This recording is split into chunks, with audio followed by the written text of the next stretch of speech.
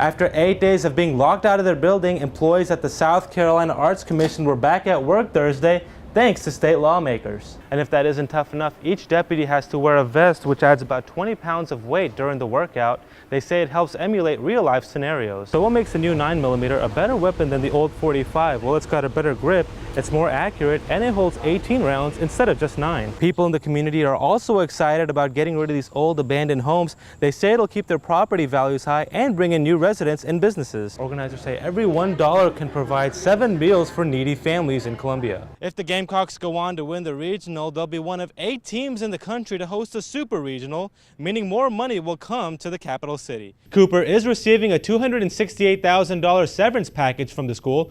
The board will begin looking for both interim and permanent presidents immediately. After 8 days of being locked out of their building, employees at the South Carolina Arts Commission were back at work Thursday, thanks to state lawmakers. Good morning, South Carolina Arts Commission. This is Susan. It was a busy day of catching up on work for Susan Duplessis and 19 other employees at the State Arts Commission. State lawmakers voted 110-5 to override Governor Haley's veto, cutting the agency as part of her proposed budget for the new fiscal year. We're just thrilled to be back at work, to be able to be at our desk, at our computers, and to be able to connect with our constituents. The agency promotes and supports many forms of art in the state and also provides funding grants. South Carolina would have been the only state in the country without an arts commission if the veto had been sustained. Governor Haley still defends her decision, saying the delay on a budget vote by lawmakers did not help. We didn't ask them to wait till the last minute. I didn't appreciate having so few days and having it go over year end to have to deal with that, but I can't control what the legislature does. It's not that we don't like the arts, but you have to question the fact you got 18 people in an 18,000 square foot building, a director making $100,000. There's a lot of other things that could be going for. In 2010, the state invested more than $2 million in the commission, generating more than $80 million in local matching funds, according to the agency. The commission has been on the budget crosshairs for the past couple of years, but advocates like Rusty Socks say the arts are valuable to states. But it also needs to include good quality of life components so that South Carolina is a great place to live and work and visit and get an education, and the arts are a key part of that. We're here to help the state thrive, and that's the work that we're doing in communities with artists. We make the state better. And thanks to a last-minute save, they will keep doing that work. In Columbia, Zoheb Hassanali, WACH Fox News. It was Christmas in August for Columbia Police Chief Randy Scott and his officers, the department unveiling their new 9mm handguns courtesy of FN Manufacturing based in Columbia. Not only are we providing our police officers with a world-class custom firearm, but we're doing it better and cheaper than before and supporting a local business in the process. The new pistols cost about $400 compared to the current ones that cost $600. The department currently has more than 220 new handguns, and every officer is expected to have one by February. And you can't imagine the savings to our city taxpayers with this upgrade. It's almost virtue of 40 to 50% savings that we were able to do. So what makes the new 9mm a better weapon than the old .45? Well, it's got a better grip, it's more accurate, and it holds 18 rounds instead of just 9. Chief Scott says all of those factors can mean the difference between life and death. I don't want to wake up and have to answer the question why an officer ran out of rounds and why did a suspect have a weapon that had more firepower and more round capacity than my officers. The officers say there's also less recoil shooting a 9mm as opposed to a .45. I tried it out myself and was surprised at the low impact when I pulled the trigger. We are thrilled for the opportunity to support the City of Columbia and the police department and to be working with Chief Scott and his folks. A partnership both sides believe will keep residents even safer. In Columbia, Zoheb Hassanali, WACH Fox News.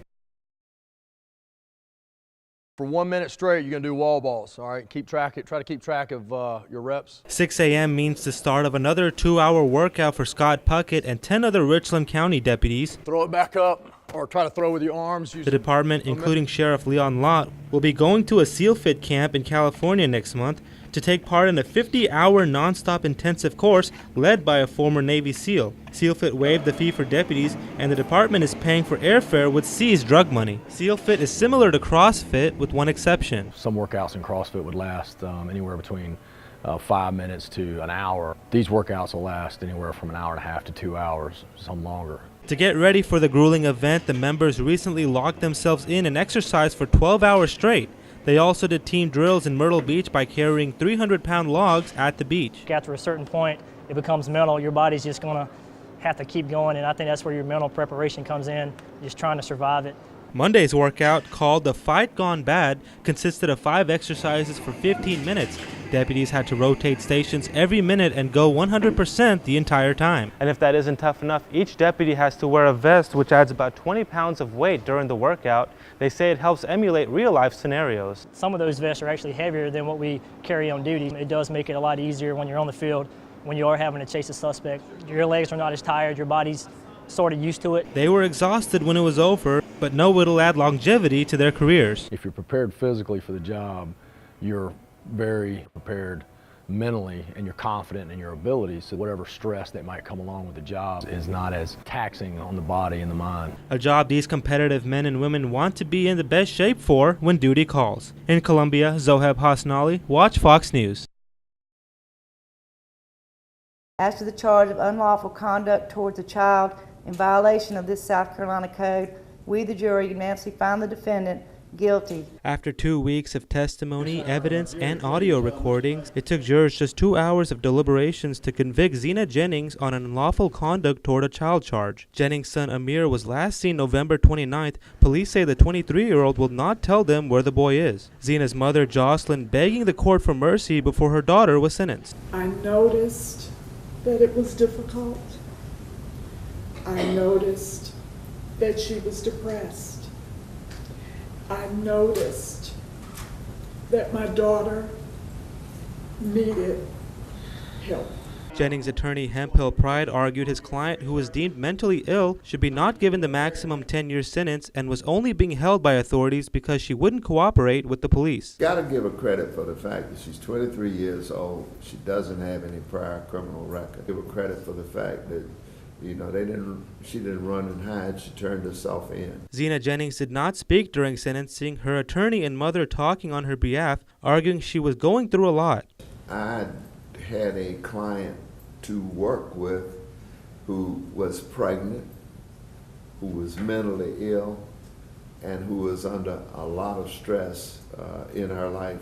Amir Jennings' father did not speak in court, but had a family spokesperson ask Judge Knox McMahon to give Zena Jennings the maximum 10-year sentence. McMahon did that, giving Jennings credit for 9 months served. Prosecutors declined to comment after the sentencing, but Pride expressed disappointment that very little went his client's way. Jennings' attorney says he's not sure whether he plans on appealing the decision. In Columbia, Zoheb Hassanali, Watch Fox News. 89-year-old George Epting served in the Navy and spent time in Okinawa, Japan during World War II. Thanks to the Honor Flight program, the Newberry man and dozens of other veterans traveled to Washington, D.C. Wednesday to visit a memorial honoring their service. See how things have changed in my lifetime, and it's an honor to be.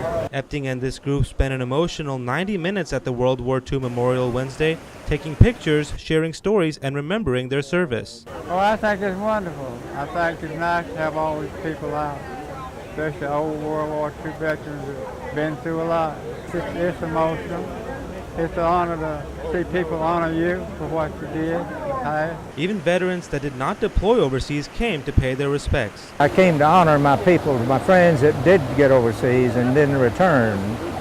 And there were many of them. That's why I'm here today, is to celebrate for them and also to show respect for those that passed away. The group was also given a tour of the nation's capital, making stops at the Lincoln, Korean, and Vietnam memorials, as well as Arlington National Cemetery, where they witnessed the changing of the guard at the tomb of the unknown soldier. Epting says the military has always been a strong tradition in America and hopes future generations keep it that way. I wanted to see how things was, and they get an idea of what we went through, but we're proud of our forces now. The day ended with a welcome back ceremony from Lieutenant Governor Glenn McConnell when the group came back to Columbia, along with a large welcoming party at the airport lobby. It's a day these men will never forget, a special way to show the nation's appreciation from the capital city to the nation's capital. In Columbia, Zoheb Hassanali, Watch Fox News. God! God! We came out here last night about 11 o'clock, got about an hour's worth of sleep. We couldn't really sleep because, I mean, everybody was really like partying pretty much. Everybody was yelling, screaming.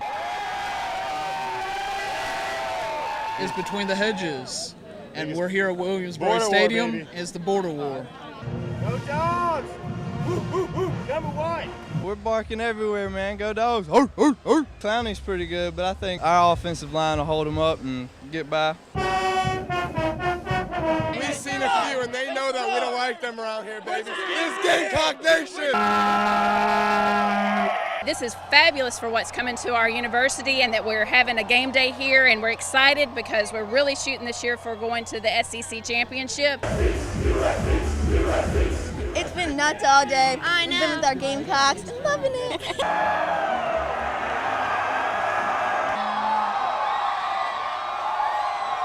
I really want to see Lee put that Gamecock head on today that he picks Gamecocks to win tonight.